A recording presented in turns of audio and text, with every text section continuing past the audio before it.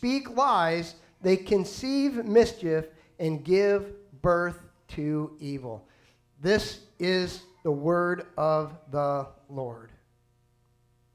This particular element or people of the same mindset that I've been speaking of are really fighting freedom of speech.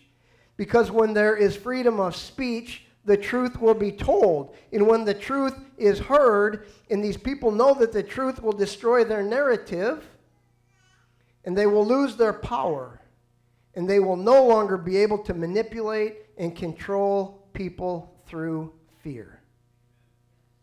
When someone dares to tell the truth about anything, they admittedly turn on them like a den of lions to destroy them, to assassinate their character and demoralize them.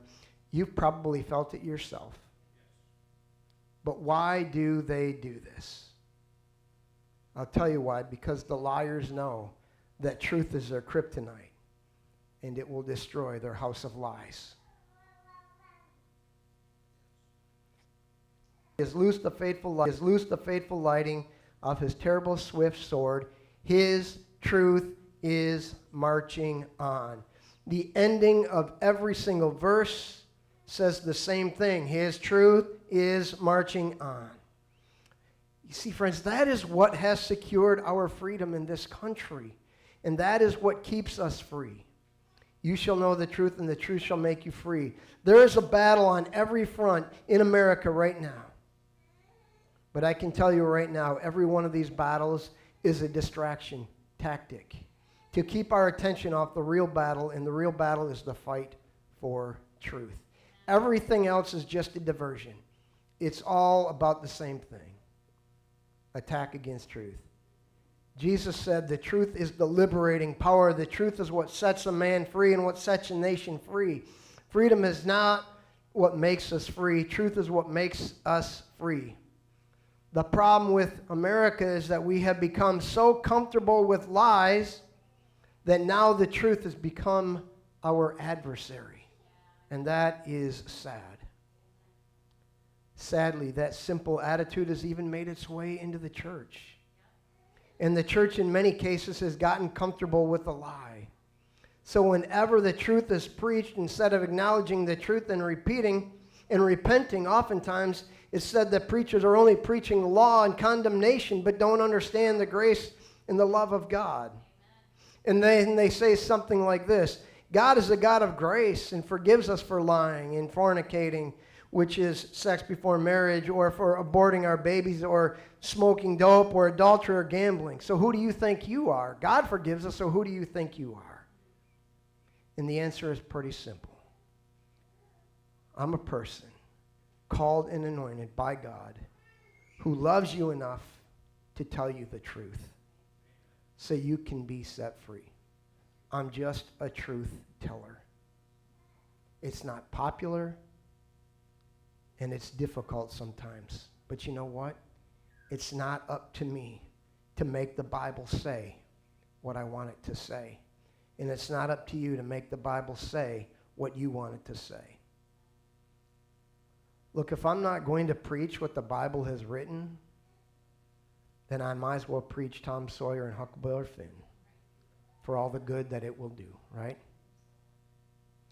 Jesus didn't say the truth would be comfortable. He didn't say that it would be convenient. He didn't say that it would make you feel warm and fuzzy. He said that it will make you free. And I'm going to tell you something. His word may make you cry before it makes you free. His word might make you mad before it sets you free. You might have to forgive somebody before his word sets you free. You might have to quit an addiction before it makes you free. But it will make you free. The truth is not just some trinket that you hold on to. It's not just some little collection toy.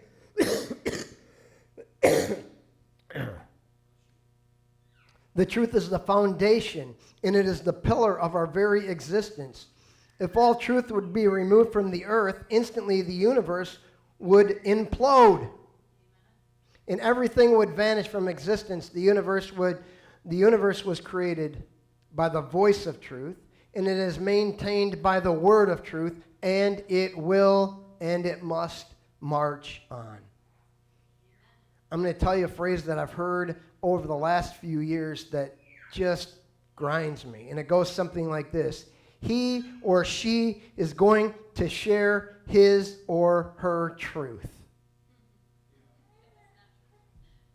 That mentality shares the belief that there's many truths, and we all have the freedom to ascribe to our own version of the truth. The problem is, if everyone can have their own truth, then there is no truth at all.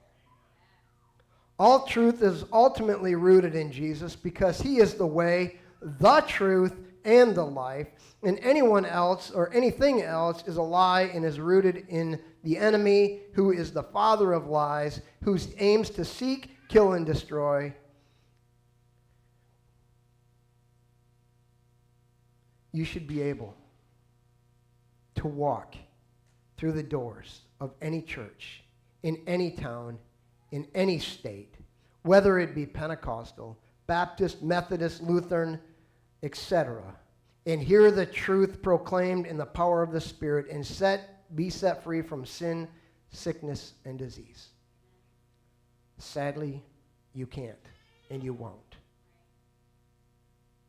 Psalm 107:20 says this: He sent his word and healed them and delivered them from their destructions. He sent his word to heal them. He sent his word to deliver them. His word is truth. His word, truth is the healer. Truth is the deliverer. The greatest treasure on earth is truth. And it's fleeting. When someone speaks truth boldly and unashamedly, those living in lies become angry and very sensitive. Listen, there is no magic button that's going to fix America, but I can tell you what will save America and any other country for that matter. And it is when the truth becomes our standard and truth becomes the banner flying over this country once again. Now listen to the words again. And I'm telling you, you can almost hear America in this text. Verse 33, I'll say it again. We are Abraham's seed. We're never in bondage to any man. How can you say that we will be made free? They didn't even know they weren't walking in truth. And so many don't even realize they're not walking in truth. But the freedom Jesus was speaking of was not freedom from the bondage to another nation, and that's the part they didn't get. But freedom from the kingdom of darkness and freedom from the kingdom of deception.